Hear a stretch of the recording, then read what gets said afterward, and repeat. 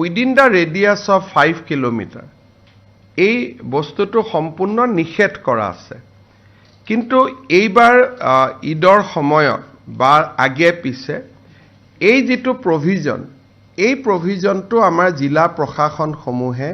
যি ধৰণে বলবৎ কৰিব লাগিছিল সেই ধৰণে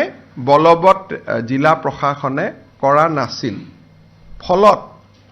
মানুহ সচেতন নহল আমি মানুহক যদি সচেতন কৰি কলোহেতেন যে উইদিন 5 কিলোমিটাৰছ এইবিলাক আপোনালোকে খাব নোৱাৰে কাটিব নোৱাৰে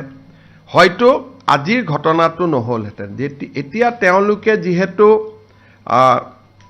এই গোটেই ঘটনাটো যদি আপোনালোকে দেখে যে নামঘৰ মন্দিৰৰ 5 কিলোমিটাৰৰ ভিতৰতে হৈ আছে গতিকে আমি জিলা প্ৰশাসনক নিৰ্দেশ দিছো যে আমাৰ কেটল প্ৰিজাৰ্ভেশ্যন আইনৰ যেটো এটা গুৰুত্বপূৰ্ণ দফা আছিল যে মন্দিৰ নামঘৰৰ 5 কিলোমিটাৰৰ ভিতৰত কোনেও খাব নোৱাৰে এই যেটো আমাৰ ব্যৱস্থা আছিল তাক আমি খুব কঠোৰভাৱে বলবৎ কৰিবলৈ জিলা প্ৰশাসনক আমি নিৰ্দেশ দিছো আৰু 5 কিলোমিটাৰৰ ভিতৰত যদি কোনেও তেও নাখায়ো তেতিয়া হলে 5 কিলোমিটাৰ পাৰ কৰি আহি মন্দিৰ বা নামঘৰৰ সন্মুখত এনেকে তো সম্ভৱ নহব সেই কাৰণে আমাৰ যেটো দফা বিভিন্ন কাৰণত আমি খুব শক্তিশালীভাৱে ৰূপায়ণ কৰা নাছিলো এতিয়া আমি সেই দফাটো শক্তিশালীভাৱে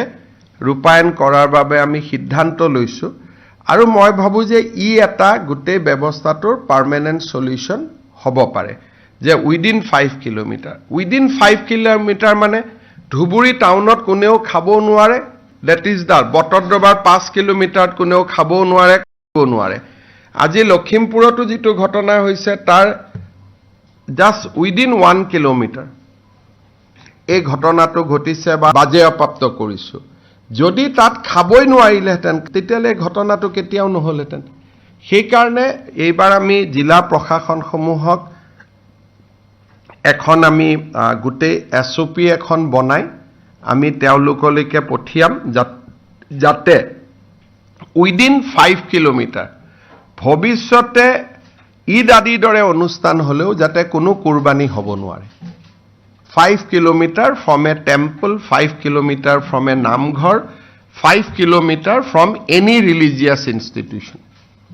আৰু গভৰ্ণমেণ্টে ইয়াক কঠোৰভাৱে বলবৎ কৰিব যে তুমি কুৰবানী কৰিব লাগে ধৰ্মমতে আন বিভিন্ন জন্তু কৰিব পাৰি সেইটো কৰিবা কিন্তু এই বিশেষ জন্তুটো বা বিশেষ প্ৰাণীটো উইদিন 5 কিলোমিটাৰ ৰেঞ্জত যাতে কোনেও কৰিব নোৱাৰে